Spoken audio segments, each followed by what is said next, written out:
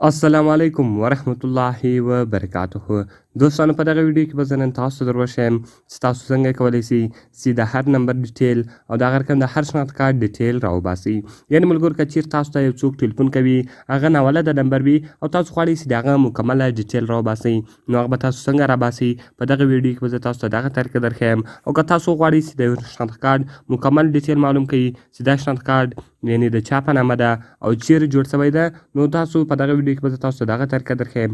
دغه ویډیو له موږ سره تر پایه وګورئ او ویډیو خامخا در سره لایک کړئ، له خپلو ملګرو سره یې شیر کړئ او د دغه رقم نورو ښایسته ښایسته ویډیوګانو لپاره زموږ چینل سبسکرایب کړئ، ځکه په دغه چینل کې موږ ستاسو لپاره هره ورځ د هغه رقم ښایسته ښایسته ویډیوګانې اپلوډوو. نو ملګرو چې د ویډیو په طرف ویډیو شروع کوو.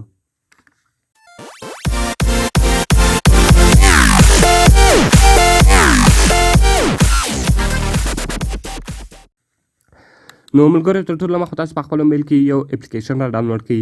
د دغه اپلیکیشن لینک ما تاسو ته د ویډیو په ډسکرپشن کې درکړې ده. تاسو ډېر په اسانۍ سره کولی شئ چې دغه اپلیکیشن له هغه ځای څخه ډاونلوډ کړئ. نو کله چې ملګرو تاسو دغه اپلیکیشن له هغه ځای څخه ډاونلوډ کړئ، دغه رقم ګوره ملګرو دا تاسو ته وایي ریټډ پاک ای سرویسز، نو دغه رقم به تاسو ریمایند می لیټر ووایي. کله چې ګوره ملګرو تاسو ریمایند می لیټر ووایي، دلته تاسو ته ډېر اپشنان درکوي.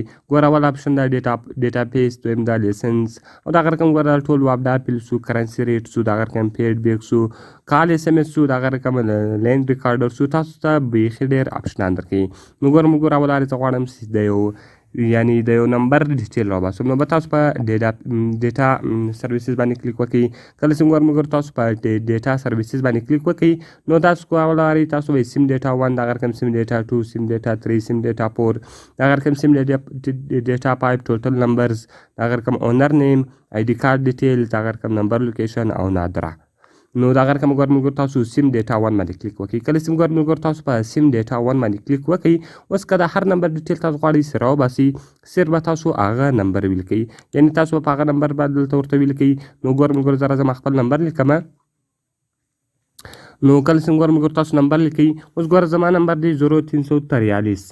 نو ګوره ملګرو تاسو به دغه اول صفر نه دغه به تاسو له دلته نه لیکئ، یعنې تاسو به اول صفر ځینې میټاو کړئ، خالي به 343 ولیکئ، بعد کې چې نور هر څو نمبر ولو هغه به ټول ولیکئ، یعنې هغه به ټوټل نمبر ولیکئ. بعد کې بیا تاسو راسئ په سرچ باندې به کلیک وکړئ. کله چې ګوره ملګرو تاسو په سرچ باندې کلیک وکړئ، نو دغه رقم ګوره دغه نمبر ډیټیل راوځي. نو ګوره ملګرو وایي دا د چا په نامه ده، د دا سړي په نامه ده او دغه رقم یې دغه د CNC نمبر دی او دغه رقم دا نمبر سو او دغه رقم یې دلته تاسو ته ایډرس مکمله معلومات دلته تاسو ته په لاس درکوي. نو تاسو په ماینس باندې کلیک وکړئ، ټوټل معلومات به دلته تاسو ته درکړي. نو تاسو ته یو نمبر ډیټیل دا رقم ته رایستی سي. نو اوس که چېرته تاسو غواړئ چې یو د شناخت کارت ډیټیل راوباسئ، یعنې دا شناخت کارت د چا په نامه ده او چیرې ده دا سړی، نو هغه به بیا تاسو راسئ آی ډي کارت ډیټیل. نو کله چې ملګرو تاسو د آی ډي کارت ډیټیل باندې کلیک وکړئ، دغه رقم به تاسو راسئ، صرف به د آی ډي کارت نمبر ورکړئ. نو دغه رقم تاسو ګوره ملګرو لاندې راسئ او په CNC باندې به کلیک وکړئ. کله چې ګوره ملګرو تاسو په CNC باندې کلیک وکړئ، تاسو به هغه نمبر ورکړئ. نو